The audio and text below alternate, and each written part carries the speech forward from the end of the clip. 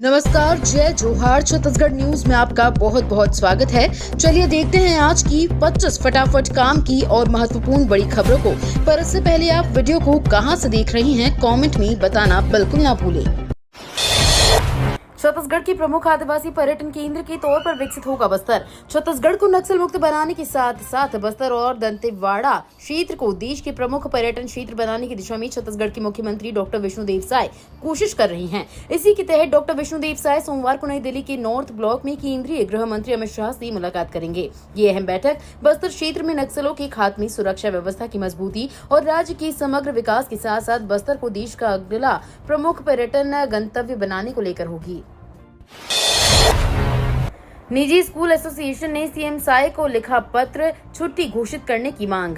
छत्तीसगढ़ में इन दिनों भीषण गर्मी पड़ रही है। गर्मी के कारण लोगों की स्वास्थ्य पर बुरा असर पड़ रहा है। बच्चों की सेहत को ध्यान में रखते हुए छत्तीसगढ़ प्राइवेट स्कूल एसोसिएशन ने सीएम विष्णुदेव साय को पत्र लिखा और स्कूलों में गर्मी की छुट्टियों की मांग की है। अत्यधिक गर्मी को देखते हुए निवेदन है कि प्रदेश के सभी स्कूलों में तत्काल छुट्टियां घोषित करवाते हेतु निर्देशित करें।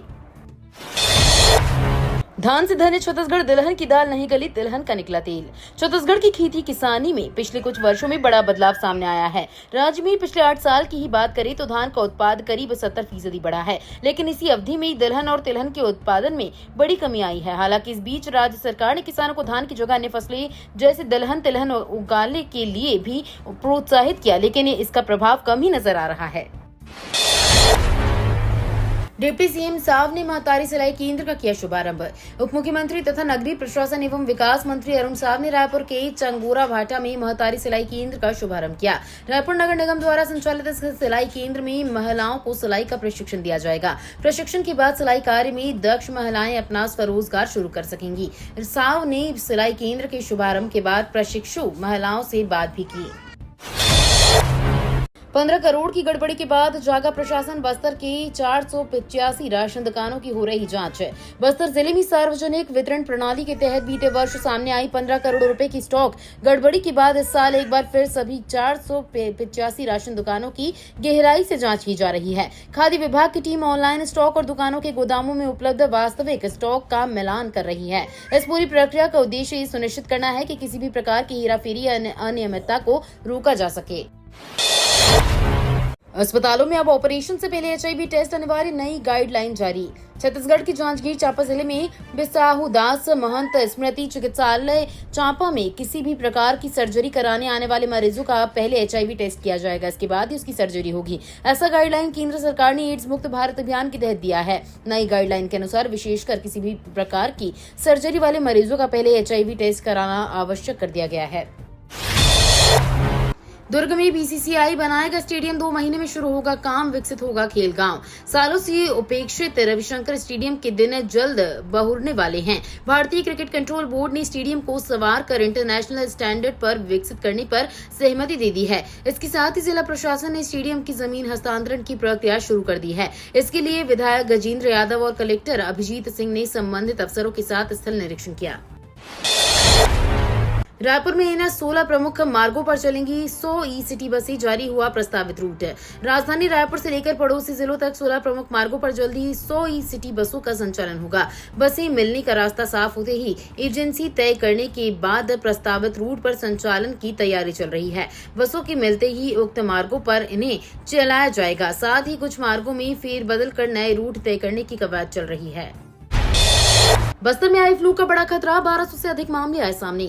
छत्तीसगढ़ के जगदलपुर जिले में आई फ्लू के मामलों में जबरदस्त इजाफा देखने को मिल रहा है। पिछले कुछ दिनों में स्वास्थ्य विभाग के अनुसार 1200 से अधिक लोग इस संक्रामक रोग की चपेट में आ चुके हैं। सबसे चिंताजनक बात यह है कि प्रभावितों में सबसे बड़ी संख्या छोटे बच्चों की है। अस्पतालों और स्वास्थ्य केंद्रों में भीड़ बढ़ती जा रही है, जिससे स्वास्थ्य सेवाओं पर दबाव बना हुआ है। नई पहल, मकान व दुकानों में बिजली खपत की जांच करेगा विभाग। छत्तीसगढ़ के रायगढ़ जिले में साल दर साल बढ़ रहे विद्युत लोड की वजह से ट्रांसफार्मरों में आग लग रही है। ऐसे में अब इसका कारण जानने विद्युत विभाग उपभोक्ताओं की खपत की जांच करेगी। जिन उपभोक्ताओं की खपत अधिक होगी उसके हिसाब से उसका वोट बढ़ाया जाएगा। इसके लिए विभाग द्वारा अलग अलग टीम का गठन किया जा रहा है। गर्मी बढ़ने के साथ शहर हो या गाँव, सभी जगह विद्युत लोड बढ़ रहा है। छत्तीसगढ़ सरकार ने दिल्ली में नए कानून पर दिया प्रेजेंटेशन। देश में लागू किए गए नए कानूनों पर हो रहे कामकाज का केंद्रीय गृह मंत्री अमित शाह खुद अपडेट ले रहे हैं। इसी सिलसिले में सोमवार को छत्तीसगढ़ के सीएम विष्णुदेव साय, गृह मंत्री विजय शर्मा और अधिकारियों ने दिल्ली गृह मंत्रालय में नए कानूनों को लेकर प्रेजेंटेशन दिया। गृह मंत्री अमित शाह ने मीटिंग में कहा कि पूरे प्रदेश में नए कानूनों को 100% लागू किया जाए। सीएम साय ने बताया, इन्हीं नियमों के आधार पर प्रदेश में पुलिस काम कर रही है। जमीनों की दावा आपत्ति का निराकरण, पूरा नवा रायपुर में बसाएंगे नया विहार। राज्य बनने के करीब 25 साल बाद भी नवा रायपुर में बसाहट उम्मीद के अनुसार नहीं बसी है। इस वजह से भी आबादी बसने में तकनीकी समस्या आ रही है। इसी दिक्कत को दूर करने अब कौशल्या विहार की तर्ज पर नवा रायपुर में नया विहार बसा जाएगा। इसके लिए 436 हेक्टेयर जमीन तय कर ली गई है। नया विहार के लिए जिन ग्रामीणों की जमीन ली गई है उसे डेवलप कर प्लॉट दिया जाएगा। शासकीय जमीन व अधिग्रहण से बची बाकी जमीन प्लॉट के रूप में लोगों को बेची जाएगी। मजदूरों के लिए सरकार की नई पहल, श्रमिकों को कारखाना परिसर में ही मिलेगी आवासीय सुविधा।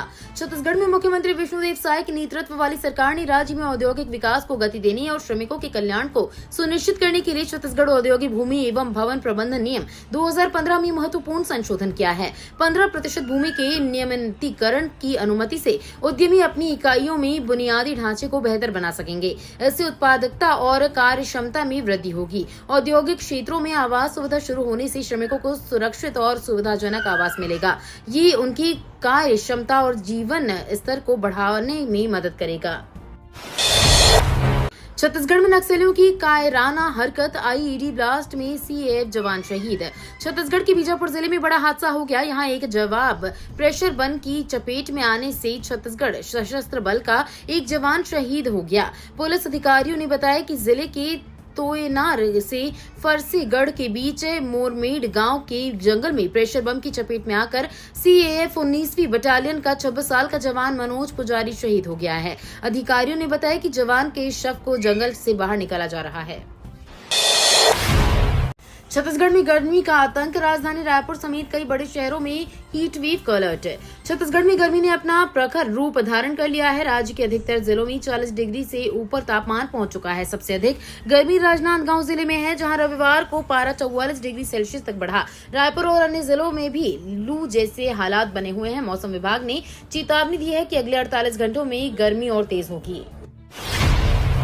छत्तीसगढ़ में शिक्षकों की प्रमोशन और पोस्टिंग आदेश पर हाईकोर्ट का स्टे।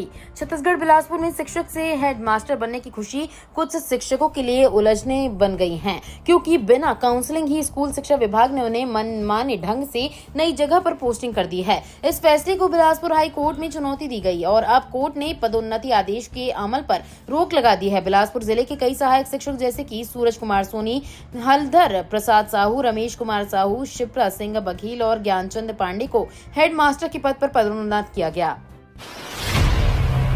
छत्तीसगढ़ की कानून व्यवस्था पर सीएम निवास घेरने निकली कांग्रेस।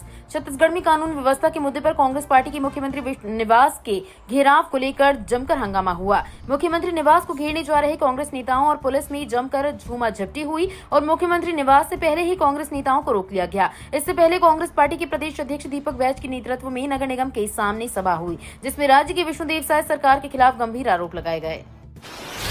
छत्तीसगढ़ के इस गांव में आज भी नहीं आई बिजली। विकास के नए आयामों को पार करते छत्तीसगढ़ में कुछ गांव आज भी मूलभूत सुविधाओं से पूरी तरीके से वंचित हैं।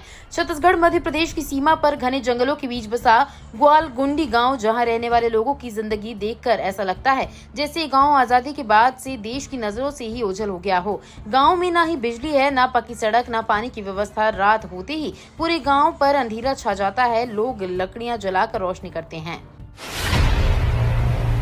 छत्तीसगढ़ में सियासी टकराव तेज, अजय चंद्राकर का कांग्रेस पर हमला।